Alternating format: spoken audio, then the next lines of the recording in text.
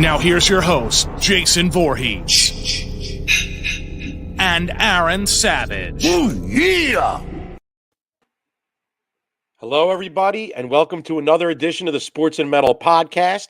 We are your hosts. This is Aaron Savage. With me, as always, my partner right over there, Mr. Jason Voorhees. And we have a very big show for you tonight. A lot to talk about in the sports world. But before we get started, I want to give a shout out to our sponsors. First and foremost, longtime sponsor, La Terrain Watches. If you haven't checked out La Terrain, you're missing out. These are beautiful handcrafted watches at an amazing affordable price point. You want to make sure you visit their website, www.laterrain.com. That's www.la-touraine.com. You're going to use our promo code SNM. That's the letters SNM as in sports and metal. And you're going to save 10% off your purchase at checkout. Our other sponsor we want to give a shout out to tonight is betus.com. Make sure you use our affiliate link. You could see it on the screen below me. And you're going to get 125% bonus on your first $100 bet. So make sure you visit BetUS. And while I'm plugging everybody, why don't I plug us? Make sure you visit our website, www.sportsandmetal.com, where you can get your fix on all things sports and metal. So without further ado, let's get started. How are you, Jay? Friggin' awesome, man. I'm glad, man. Which is, a lot to say when so much has gone on that is not being awesome in the sports world. And, there's no bigger place to start than the NFL. There's just so much to talk about in the world of the National Football League, and no bigger story than the tragic event that took place on Monday Night Football in the Bills-Bengals game with Damar Hamlin. If you're living under a rock and you don't know, but Damar Hamlin went to make a tackle on T. Higgins. I think it was 6 minutes into the first quarter or thereabouts. Very, very, mundane play. Nothing stood out about it. Nothing crazy. No big hits.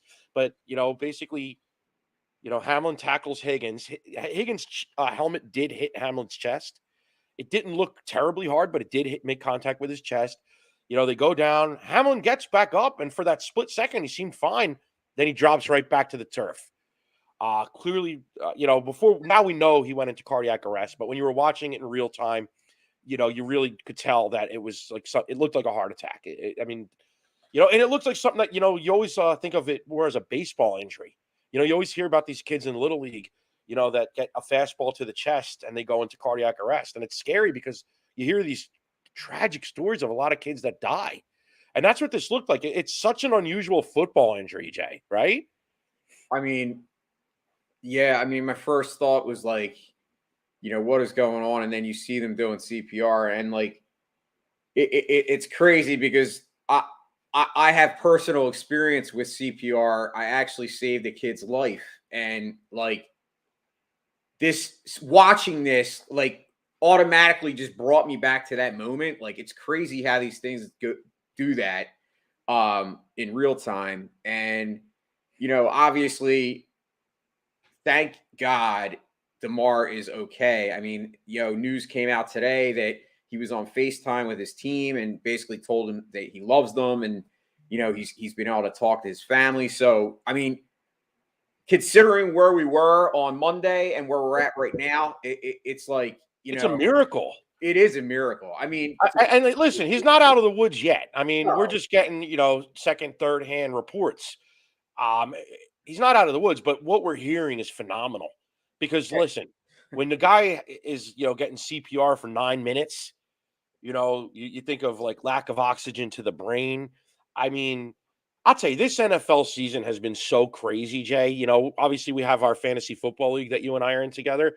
This is the first time in my life that I've ever gotten 2 texts in the same year from people in our fantasy football group or anywhere, when we're watching a game and somebody texts, "Is he dead?" Seriously. It's crazy the stuff we've seen this year in the NFL.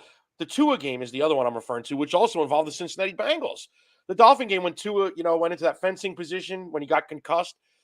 People were texting me, "Is he dead?" And this is the same type of situation. It's scary, scary stuff. And the thing is, the hit on Tua was a lot more vicious. This was Damar, Hamlin making a tackle. It it wasn't something you expected to see. It just shows how life can be turned up on its head in a drop of a dime. Anything can happen.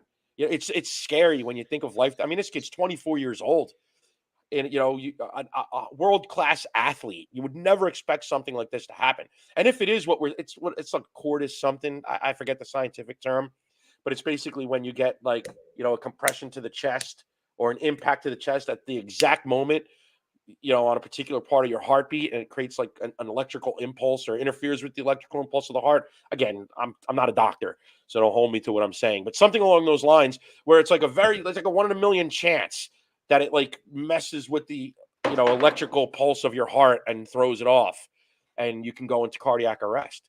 And like I said, I mean, it's also something you really only ever see. It's like a baseball injury, and even it's like 1 in a billion there. I mean, it's just such a freak thing that happened.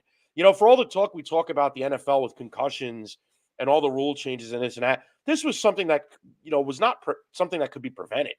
This is it's a freak occurrence. It's crazy, crazy, crazy. It just kind of sums up the insanity of the season that's been the NFL this year. And I go back to, I mean, if you would have talked to me on Tuesday that this guy would be awake and FaceTiming his teammates, I would have never thought it. No, I mean, I did want to bring up, I did think, obviously Bill's coach and, Sean McDermott, coach, they both agreed they were not coming out to play that game. But like, part of me is a little still annoyed with the NFL because I believe if the NFL had their way, they wanted to play that game still. And that to me shows you how bad the NFL is as far as, the way that they treat these situations. And yes, I get it that you can't be prepared for that. And nothing could have prepared anybody, let alone the NFL in its entirety for that moment. But like, those kind of situations are extremely traumatic. I mean, think about what T. Higgins is going through. I mean, we've put all our energy on Damar, and rightfully so. I mean, he's the guy that was almost dead.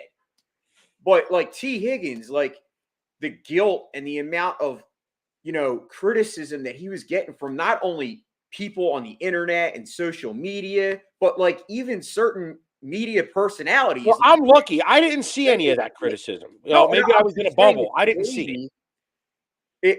It's crazy that he would even have to go through that. And like, it's one of them things where it's like, people need to realize, like, dude, this is traumatic stuff. Like, even fans that watch that could have some form of PTSD from watching that. Being in the moment of seeing somebody almost die is not something that's to be taken lightly. And the NFL, like, I couldn't believe it that they were like, they were talking about, making it a 5-minute thing and then having the team come back. And I'm glad that those players and coaches came together at that moment and said, no. I know. I agree 100%. There was no way they were going to be able to continue that game.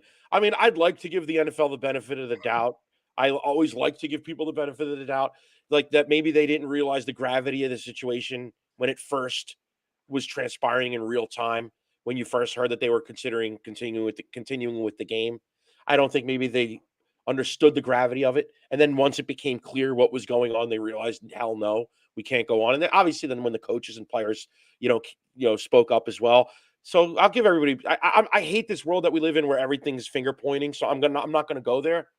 But yeah, if they had continued, it would have been insanity. But I just think there was no way they were going to. So I'm going to give them the benefit of the doubt. I'm going to give them the benefit of the doubt. And you know what? I'm going to go into my next thing. I'm going to parlay it into the next subject here. In light of the situation with Damar, the NFL has this new playoff format. There we go. I'm having an issue with my banners here, but neither here nor there. So the NFL has announced a new playoff format in light of this Damar Hamlin situation, because rather than decide to continue the Bills-Bengals game, they've decided to cancel it altogether. What are your thoughts on this? I mean,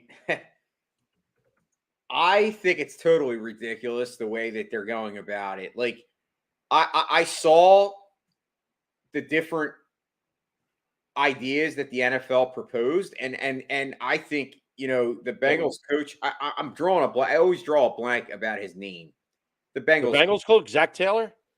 Zach Taylor had an excellent point. You sent it to me earlier, and I read it, and he basically said, like, any other time it would be predicted by the points. Well, yeah, it would be okay. So we're getting ahead of ourselves, and in case the viewers don't know, Okay. so the NFL has a new playoff format, and basically the way it's going to work is, okay, so basically because they're not going to make the game up, if the Bengals beat the Ravens this weekend, they're going to finish with an 11-5 record, which would be 16 games because they're not playing that 17th game, which would be the Bills game. And the Ravens will finish with an 11-6 record. So if we go by the traditional way that tiebreakers are determined in the NFL to determine playoff seeding, winning percentage would be where we would defer, right? So 11-5 is a better winning percentage than 11-6.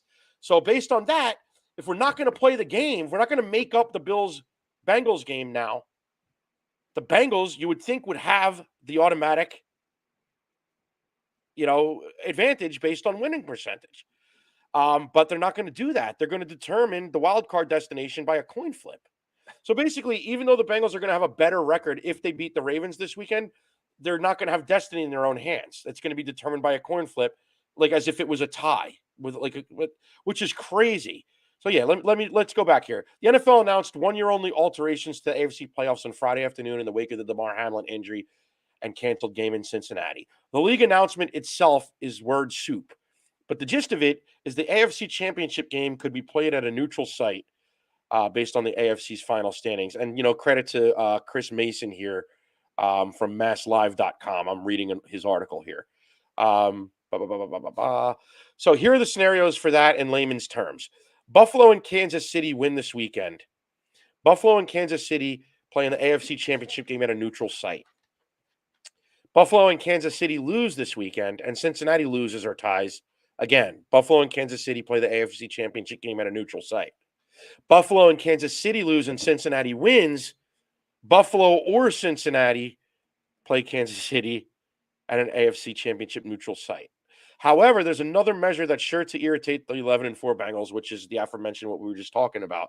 If they lose to the 10-6 Ravens this weekend and face Baltimore in the first round, their wild card destination would be determined by a coin flip, despite having a better record, 11-5 versus 11-6. That'll happen if Baltimore wins Sunday and is the number 6 seed, with Cincinnati as the number 3 seed.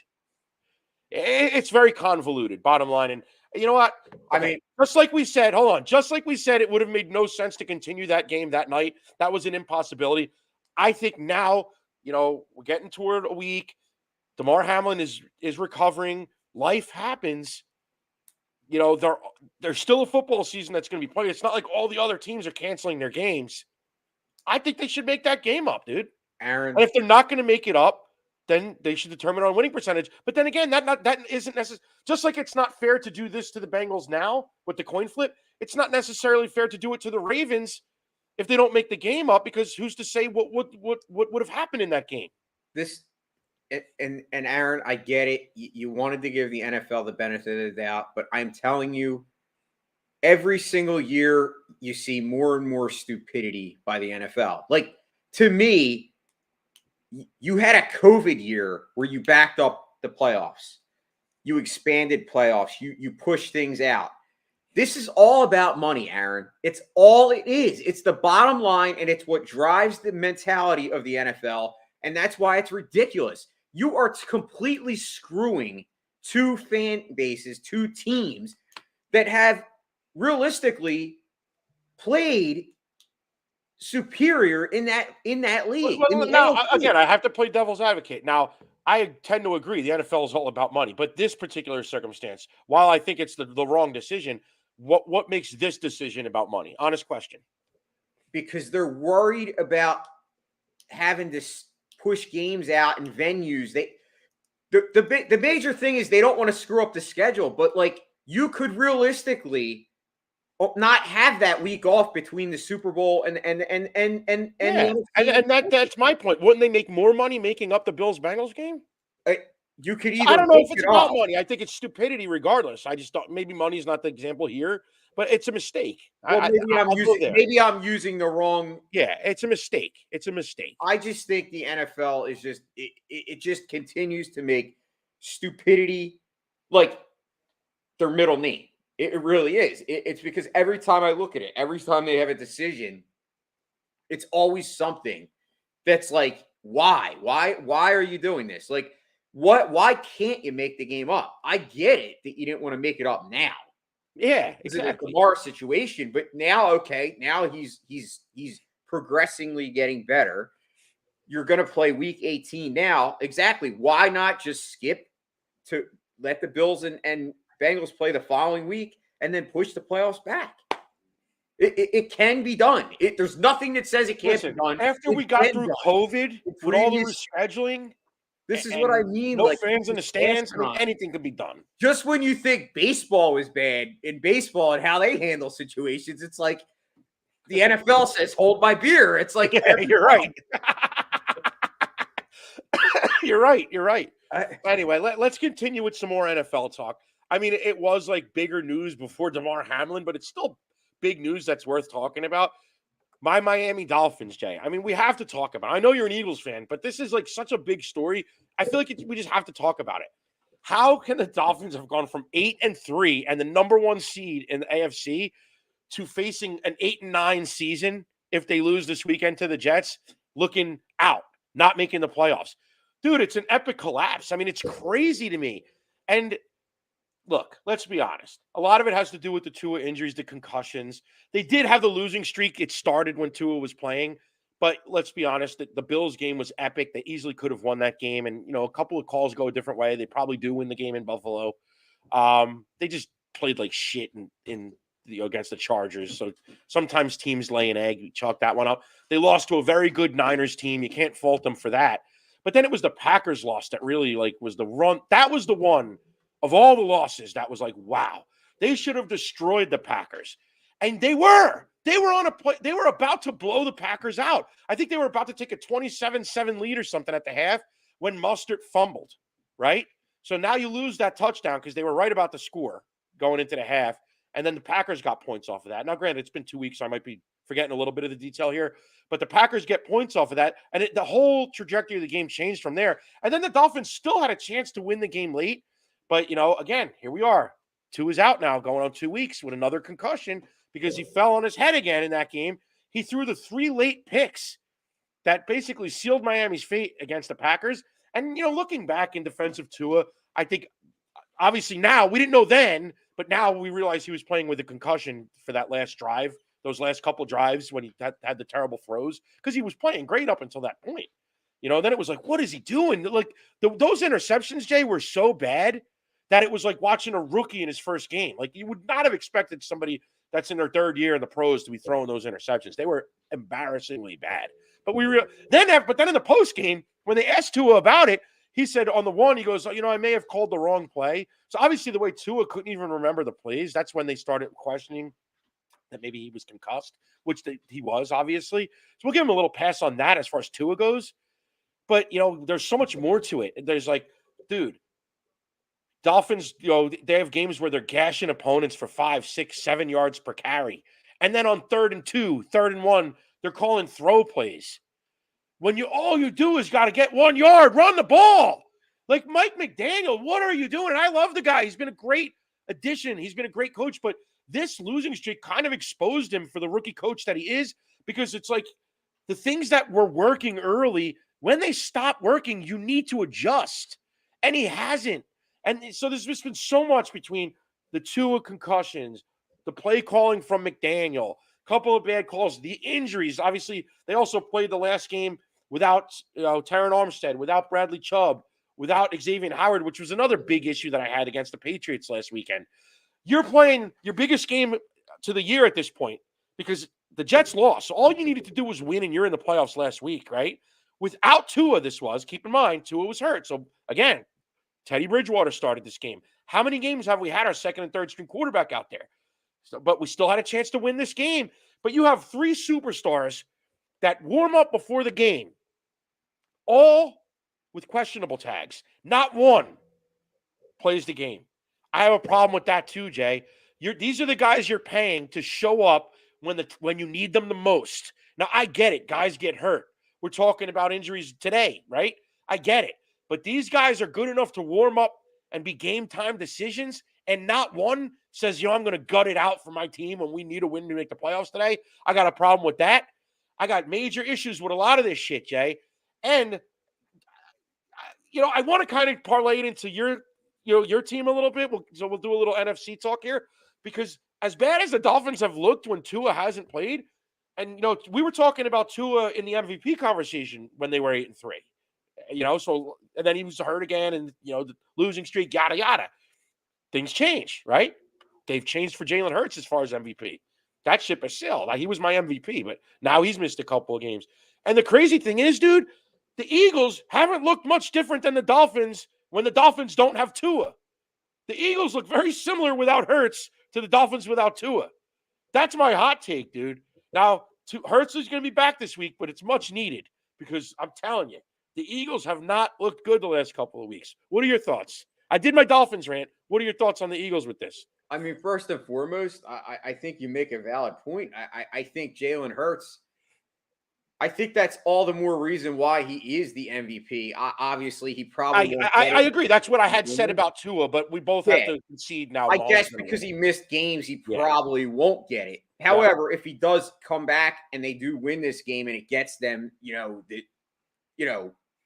best record. Yeah, they'll be the 1 seed if they win. Number 1 throughout the playoffs, then maybe he still does get MVP, because that to me just would show you, wow, he is that much of a factor. Now, listen, I'm a guy that I'm not a huge Gardner Minshew fan, but coming into the year when the Eagles got Gardner Minshew a couple years back, I thought he was one of the better backups in the league. I mean, I think Teddy Bridgewater's probably one of the better backups as well. There's not too many good backups. Look at most teams when their starting quarterback goes down. They are horrible. And Gardner Minshew, in his own right, didn't play bad in either of those games. He actually played okay, but the Eagles lost both games. And if you watched the games, and I know you did, because I know you were off. I know you watched the Eagles. I was watching the game on Christmas Eve when they played Dallas. And that game, realistically, we should have won that game. The Eagles beat themselves. I mean, how do you give up a 3rd and 30? They had them at 3rd and 30, dude. How many 3rd and 30s get made in a play, not let alone a play that makes it for a touchdown? That was unacceptable for the Eagles defense to give up that play, because they had that game in the bag, even with Gardner Minshew. You lose that game. Now it puts all the pressure on last week. Now, I thought Jalen Hurts would have played last week, but I think in the Eagles' minds, they were like, oh my God, we're so much better than the Saints. We can live with giving Hurts another week off. Well, it didn't work out too well. That was the game where they looked much more exposed. Yeah. And not only did that hurt them in this season, that cost them a lesser draft pick. They would have had a higher draft pick if they beat the Saints. Remember, we have their first round pick. That's true. Which was a top 5 pick. Yeah, that's true. Last week, and now it's probably like a 10th pick. Talk about shooting yourself in the foot. You're right. Yeah, so I'm a little annoyed, Aaron, but I think I'm a little bit in a better position than the Dolphins. Oh, obviously, by far. The Eagles set themselves up where they can get away with this. It's going to be interesting. Will the Giants rest everybody? So the Eagles seem like they're in the driver's seat. Giants probably aren't going to play anybody. I mean, I hope so. They're already in the playoffs. And they're not going to gain anything by winning this game. So they're not going to risk hurting Saquon. You know what I mean? So Eagles should roll with this. But I'll tell you, I can't believe that Dallas is even in the conversation. I mean, they really came up, dude. They really did.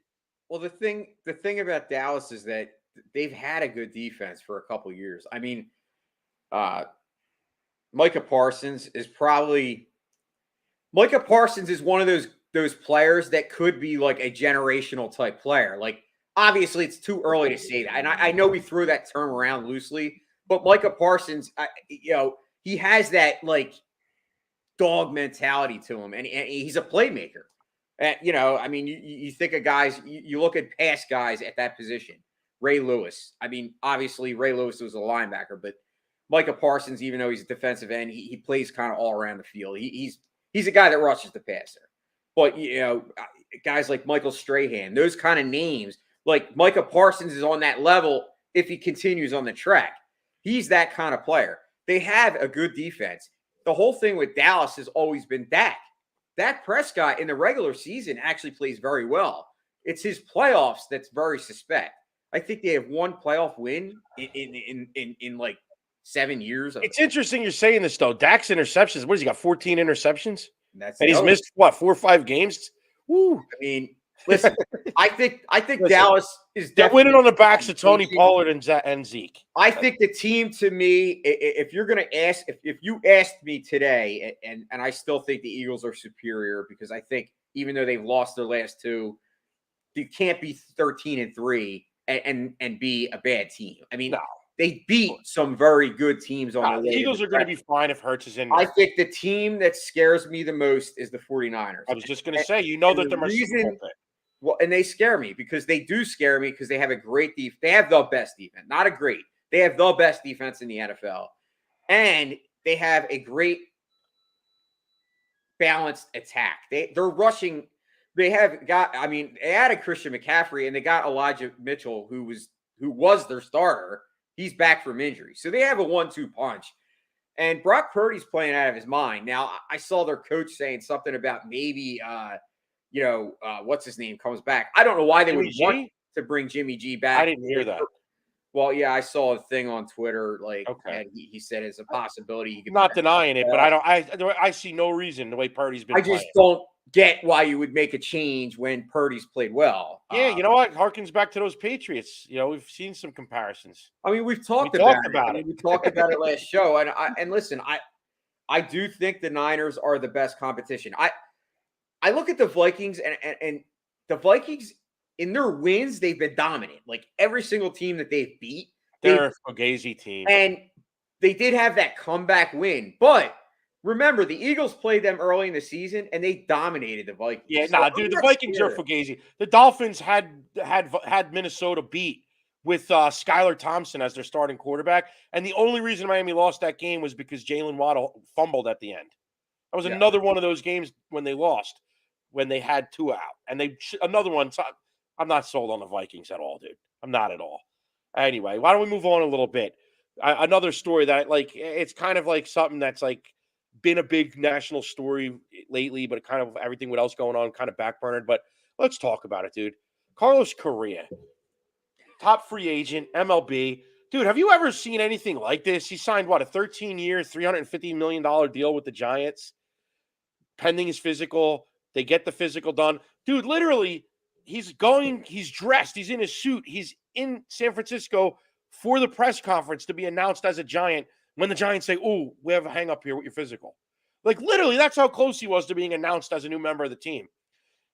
All of a sudden, the Mets swoop in at 4 a.m. that next morning and sign him to a 12-year, $350 million deal. Because the Giants, they weren't not going to sign him necessarily, but they had reservations. They weren't going to finalize the deal. Well, Correa's camp, obviously Scott Boras is his agent, says, you know what? We're going to look at other offers then. Because apparently the Mets had an offer for Correa, but he had already committed to the Giants, so he wanted to be loyal because he had already committed. So he said, sorry, Mets, you came in a little too late here. Well, now because the Giants said, we have a problem with your physical, he jumped back to the Mets. Nobody saw this coming. This was 2 weeks ago. The Mets still haven't finalized the deal for the same reason. A hang up with his physical. For an ankle surgery he had back in 2014 when he was in the minor leagues, and he had a metal plate inserted into his ankle. What's interesting, he's never been on the DL in the major leagues because of that ankle. But something's coming up in the physical that makes teams concerned, if you're signing a 10, 12-year deal that, hey, year 5, 6, 7, 8, 9, 10, we might have major concerns that this ankle is going to be a problem. And what I find so interesting is it's not like he's been super healthy, not even counting the ankle. He's had when is the last time Carlos Correa's played a full season and had 600 at-bats? Has he ever? I don't think so. That's crazy, dude. I don't know. I just wanted to at least touch on it because I personally, Jay, have never seen anything like it. I mean, once maybe, but not twice. I read a report today that the Mets are ready to walk away. And the Twins crazy. Might swoop back in. I'm going to say something that's going to shock you. I'm a Mets fan, right? I honestly think it would be good for baseball if the Mets deal doesn't work and the Twins come swoop him in. This shows you how unbiased I am. Obviously, I'm a Mets fan. Oh, let's sign everybody. No, it's not good for baseball. It would be better for the sport if the small market Twins swoop in the night and sign this guy to a 10-year deal after he played a year with them, because nobody would expect it. I got to be honest with you, dude. I think you're right. I think it's bad for baseball that a few of the big teams are spending all the money on teams. Yeah, it's not good. Other teams are not spending any money. Think about it. Pittsburgh Pirates, their whole roster for the past 10 years doesn't match what the Mets roster is this season. Yeah, as far as salary goes. Ridiculous. This is the problem. I've said it, and you agree with me. They need a salary floor. If they're gonna have a tax for the teams that go over it, they need to have a floor. And even more so when you're talking about the luxury taxes that these teams are paying. They're benefiting from it. Let's call a spade, dude. This isn't like when the Yankees were just spending endlessly and other teams weren't.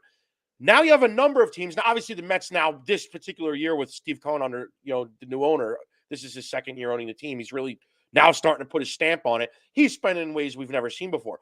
But, now that he's over the highest tax threshold, he's paying 90 cents on the dollar in luxury tax. 90 cents on the dollar. This is money that gets funneled back that small market teams can benefit from and spend. And what are they doing? What are they doing with the money? Where's the money going? I know. It's crazy. Where the frick is the money going, Aaron? It's crazy. Up their nose? Pocketing the money, man. And not investing in their team. Yeah? It's fucking nuts, dude. Come on. Anyway, brother, enough sports. Let's get into some music. And obviously, the way we're going to do that this week is by jumping into our picks of the week. Anyway, I guess we'll stick with what typically works, and I'll go first. How's that sound? Sounds like a freaking awesome plan, brother. All right, so my pick of the week this week is not an album.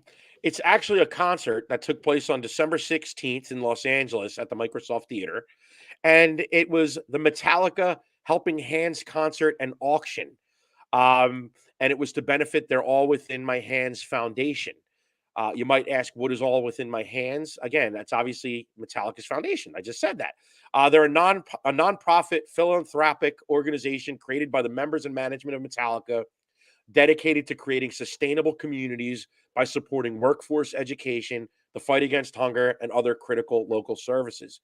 The 2021-22 school year marked the third year of Metallica Scholars Initiative. Together with their partners, the American Association of Community Colleges, they've grown from 10 schools to 23 across the United States, supporting a variety of career and technical education programs through a total of $4.1 million in grants. So in layman's terms, basically they support the trades. They're looking to find kids and provide grants and scholarships to kids that want to learn to be HVAC technicians, mechanics, things that the country needs to keep moving, right? They also donate in the fight against hunger. Metallica has made supporting local food banks a priority for years. The creation of All Within My Hands with Feeding America has enabled them to take giving to the next level. Food banks are the main focus of their Days of Service and Month of Giving events, and are also the primary recipients of funds raised through ticket sales while the band is on tour. So I'm just giving you a little background of what All Within My Hands is, what they do. And my pick of the week is, again, the concert that just took place. And, dude, it was freaking awesome. Obviously, it's for a good cause, as I just explained to you. But it's just awesome. And you can check it out. Like I said, it took place on December 16th. But you can check it out now in its entirety on Paramount+. And that's my pick of the week. Dude, a who's who of rock royalty was there, including Matt Sorum. It was hosted by Jimmy Kimmel. Greta Van Fleet opened the show. And, dude, Metallica did two sets. They did an acoustic set, and they did an electric set. It was awesome. It was really, dude. They did an acoustic version of Blackened. That was phenomenal. Like, you can't picture Blackened acoustic. I may have heard them do it once or twice in years past. remember I had this, like, they did a radio show in LA years ago, and they did a bunch of acoustic stuff. And I remember they even had the dude from Blues Traveler out there in there with them in the studio. I can't remember if they did Blackened or not. They may have. My mind's blank. But they did it on this fucking show, and it was awesome. Awesome. Awesome. Another highlight, I've talked about it once before. You know, Metallica back in 2020 released their second S&M album with the San Francisco Symphony Orchestra. And on that record, they did a reworked version of the Saint Anger track, All Within My Hands. Now, Saint Anger to me is awful, garbage. And All Within My Hands is a song on that record that I can't stand in its original form on the record. It sounds like Metallica trying to be System of a Down, and it's just all over the place. But they reworked it, and I kind of dug it on the S&M. But on this concert, they do it without this orchestra, so it's a little more guitar-oriented. Dude, it's awesome. It's like a completely different song than the All Within My Hands that you heard on Saint Anger. It's even got a ripping guitar solo from Kurt. Dude, so there's definitely highlights of the show. They do a lot of Thin Lizzy stuff. They do, obviously, the one you'd expect, Whiskey in the Jar, but they also do Borderline. It's just an awesome show. So that's my pick of the week. Check out the Metallica All Within My Hands benefit concert. You can check out the full show on Paramount Plus. They also did the live debut of the new single, Lux Eterna. That's my pick of the week. Metallica, All Within My Hands, Paramount Plus. Check it out. It's getting me pumped up for the freaking tour, dude. I'm glad, dude. What do you got for us tonight, Jay? So my pick of the week, as you know, I've kind of been getting into the death metal scene as of late. You know, huge Arch Enemy fan. I've always loved Children of Bodom. And I actually was just kind of going back through their catalog, and I always just try to check out something new every week. And sometimes for this segment, pick of the week, and I happened to notice this one song, and I'm like, oh my God, Children of Bodom? Oops, I did it again? Britney Spears? Britney Spears. So I go back and I play it, and I'm like, holy crap, this song's awesome. So anyway, my pick of the week is the album Skeletons in the Closet. It came out in 2009. It's basically a compilation album. It's all covers, and it's a wide array of different genres. I mean, you're talking about, they cover the Creedence Clearwater Revival, Looking Out My Door, Hell is for Children by Pat Benatar.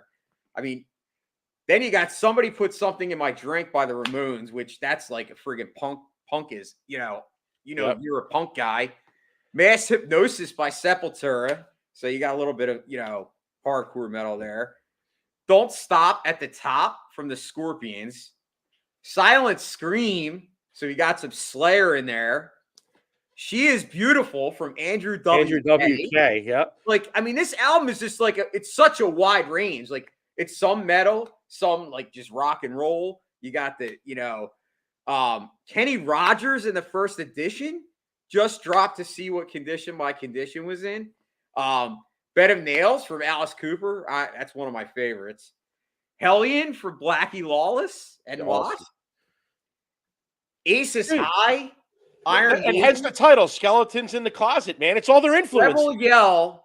The Rebel Yell happens to be my favorite. I think they just nailed it. They nailed it. It sounds almost to the T, and the solo is phenomenal. Like, they do it, a spin-off of the solo that's above and beyond what the regular solo is. Let's not get crazy. Steve Stevens is a legend. But I got you. But it's awesome. They also did a cover of a cover by covering Antisocial from Anthrax, which was a cover of Trust. So, and then Talk Dirty to Me from Poison. I mean, dude, like I said, 17 songs. I think there's a European version that has 19 songs. I think you shared me a song that they did, another song that. Yeah, I forget what track that was. Yes. But anyway, that's my pick of the week. If you like covers, it's a death metal band playing, but they are musically talented. They are supremely talented. They're unbelievable musicians. Aaron will agree with that as much as he doesn't like the death metal. So that's my pick of the week. Skeletons in the Closet. Yes, I have them. Children of Bodom. Children of Bodom. Awesome pick, Jay. Anyway, we want to thank everybody for checking us out again this week. It's been a great show. We look forward to seeing you next week. I'm not going to make the big announcement live yet, but we do expect to have a very special guest next week. You're going to hear more about that on social media as we get closer to the episode. So tune in next week. In the meantime, I want to give a shout out again to La Terrain Watches. Visit their website, www.laterrain.com. Use our promo code SNM at checkout. Save 10% off your purchase. And check out betus.com. Use our affiliate link, bit.ly/sports and metal, capital S and capital M. You're going to get 125% bonus on your $100 deposit. And as always, check out our website, www.sportsandmetal.com, to get all your fix on sports and metal. And you can check out this podcast, past episodes, and episodes of our other podcast, And the Gavel Will Rock. So as always, Guy, it's been a pleasure. We're glad you were here to join us. We hope you enjoyed the show. And until next time, rock on. Peace out. And that's our show. Tune in next time for more Sports and Metal with Jason Voorhees and Aaron Savage. Ooh, yeah! Got something to say? Hit us up at sportsandmetal0423 at yahoo.com or on Twitter at